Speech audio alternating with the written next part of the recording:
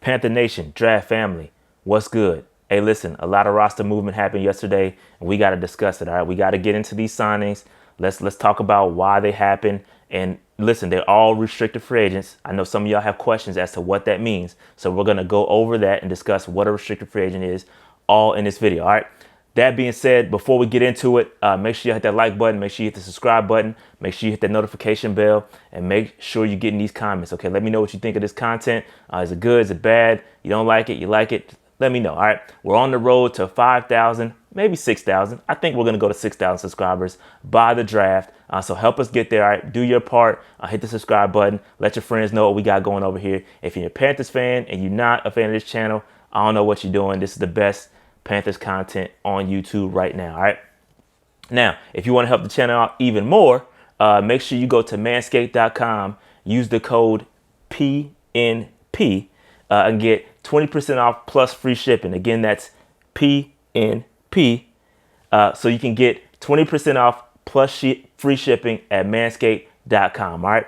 Now, let's get into this content. Listen, we had 3 signings. We re-signed Trent Scott, Brandon Zylstra, and Keith Kirkwood yesterday. They all got 1-year deals as restricted free agents. And listen, we got to talk about what that means, okay? Restricted free agent essentially means that's a player that has 1, 2, or 3 accrued seasons, okay? Now, what is an accrued season? An accrued season is when you are on the active roster for at least 6 games. You have to be on the active roster for 6 games in order to have an accrued season. So if you're on the practice squad, that don't count. All right, that does not count towards an accrued season. You have to be on the active roster. Okay, so guys like guys that sat on the practice squad for all year and just were activated for 1 or 2 games. Nah, that's not an active season. So you have to be on the active roster for at least 6 games to get an accrued season.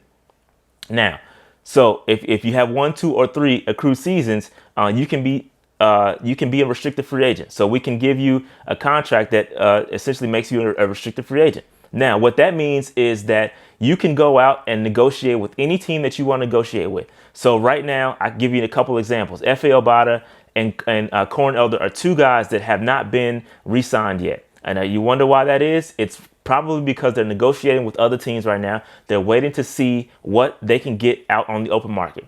Now, once a team comes in and makes them an offer, we can come in as Carolina Panthers and say, all right, we can match it or we're not going to match it. So we have first right of refusal for their rights. OK, so again, let's say the Bucks come in and they want to offer Efe Obada a 4-year contract worth whatever, $8 million. I'm just making numbers up. We can come in and match that offer, or we can say, all right, nah, that's too much. Y'all can go ahead and take him. So that's what's happening right now with Efe Obada and Corn Elder. Just that's my hunch. Okay. Now let's talk about the signings that happened yesterday. Listen, Trent Scott, we'll go through one by one. Trent Scott was the first one, got signed to a 1-year deal.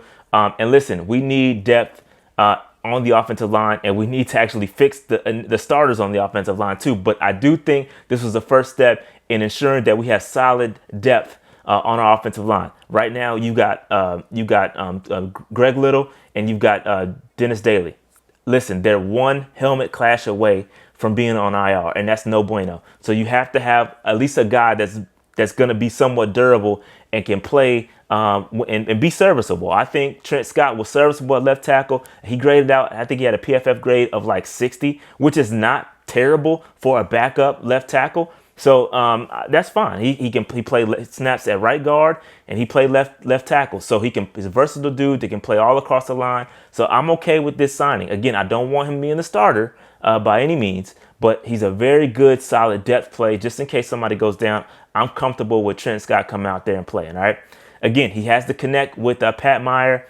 So again, going back to the Chargers days, and he also backed up Russell Okung with the Chargers as well. So there's continuity brewing here with the Panthers and bringing in guys that have been around our offensive line coach for a while. So that it makes perfect sense. Bring in guys that can help teach other guys, maybe hopefully a rookie left tackle or something like that, help them develop. So this is a really good sneaky play by the Panthers by signing Trent Scott. Just going through a couple snaps, or excuse me, a couple stats. He played 346 total snaps last year. 213 of those were pass block snaps, and 133 of those were run block snaps. He did give up 2 sacks and 14 total pressures. So again, solid play from a guy that's not supposed to see the field that often. He came in, stepped in, and did what he had to do, and I think he did a good job. Listen, one quick nugget here with Trent Scott is that he did attend Grambling University. And just a quick nugget, my man David Moore from Grambling, who he's a guard center that just played in the recent Senior Bowl and was on my top HBCU prospect. There's a connection there. So if you go to David Moore's Instagram right now, you'll see that he actually reposted the fact that Trent Scott got a deal with the Carolina Panthers. So I'm not saying that, I'm not trying to connect dots that don't need to be connected. I'm just saying that's a little quick nugget that, hey, maybe Trent Scott is saying, Pat Meyer, hey, go look at this kid. He's special. And we might have an inside track, especially since Matt Rule did coach him in the Senior Bowl. So just keep an eye on that, because I like David Moore a lot. That dude's a nasty cat, bro. I like him a lot. So just keep an eye on David Moore. There could be a potential connection there, all right? All right, so let's move on to Brandon Zylstra. Zylstra is the next signing that we made yesterday. He's 27 years old. He caught 3 passes for 35 yards last year, but that's not why we signed this cat. This cat is a special teams ace. And listen, you have to fill out the roster with those guys. You need those guys on your teams that are going to do the dirty work on special teams. It's an underrated asset that you have to have. And listen, the guy is solid. In fact, he had the only special teams touchdown that we had last year when he recovered the punt block in the end zone. Okay, so listen, good player. I think this is a good signing. And I think he can come on the field and play some of those wide receiver reps when, DJ Moore needs a breather or Robbie Anderson needs a breather. I feel comfortable with Zylstra going out there. He's got solid hands. He's a really good underrated guy. So I'm okay with this signing. Again, not as a starter, just a depth piece and a good special team signing.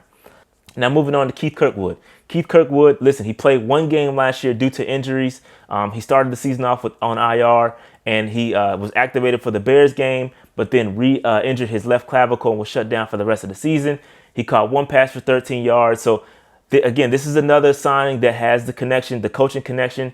Now, this guy has probably the most connections on the team. He did work with Joe Brady back in the day when Joe Brady was with the Saints staff. And so he has that connection. And he also attended Temple University when Matt Rule was the head coach. So there's a dual connection there. So this guy, he's going to be around for a little bit. And it makes sense. I'd like to see a little bit more from Keith Kirkwood. Kirkwood, listen, he's a 6'3", 210-pound receiver. That's something that we don't have on our roster. I know Robbie's 6'3", but he ain't built like Keith Kirkwood. And Keith Kirkwood also, he offers some of that red zone. He's a red zone threat. Okay, so a bigger body, red zone threat, can box out some guys. I like to see a little bit more from Kirkwood. Okay, so I'm okay with this signing. Again, I don't think this guy's going to come out there and be a world beater wide receiver. But in the red zone situations, you can bring a bigger body on the field. I think it's a decent signing. Okay, so really good, decent signing. And I like this. Okay, we're filling out the roster with these guys. And again, you got to have those guys that kind of know your system, know what you bring, your head coaching staff is bringing to the table to kind of teach that culture that Matt Rule wants to bring in. It helps Matt Rule kind of, have those guys that been around him for a while. All right, so that being said, those are the guys that we re-signed yesterday. Good restricted free agent signings. Now, again, moving on to what I said earlier. What's next? The franchise tag window is now open. The franchise tag window is now open. So Taylor Moton, an announcement for Taylor Moton could come at any second for us franchise tagging Taylor Moton, and then hopefully working on a longer term deal. That's what needs to happen with Taylor Moton. Franchise tag him now, so he doesn't hit the open market, and then work on this deal to get him signed to a long-term contract before the season starts. That's what needs to happen to give us some cap flexibility. We can't have him playing on a $14, $15 million franchise tag. That's not good for the Panthers. We need that cap space to go and sign other players. Okay, so I'm hoping that's what happens with Taylor Moton, and that announcement could come at any moment since the franchise tag window is now open. Now, moving on to the restricted free agents that are still out there. Again, I talked about it earlier. Corn Elder, Efe Obada. Those are guys are right now fielding offers from other teams. Their agents are out there doing that work to go out there and see what the market is for them. If there's no market for them, you should see an announcement for that we're going to re-sign those guys. But right now, they're out there putting the feelers out there, seeing what the other teams are willing to offer. Now, again, keep in mind, we have the first right of refusal, meaning that we can match any offer that a team makes for those guys. So we do have leverage when it comes to their contract. So I do expect, again, if a team offers, we'll see what they offer. If it's too much, then we'll let them walk. If it's something we can handle, then we'll bring those guys back. Now, that's pretty much all I have. If there's any questions, make sure you hit the comment section. Let me know if you have any questions. I'll help you out to the best of my ability. But make sure you hit that like button. Make sure you hit the subscription button. And make sure you hit the notification bell. And make sure you get in these comments. Let me know what's up. All right. That being said, keep pounding. I'm out. Peace.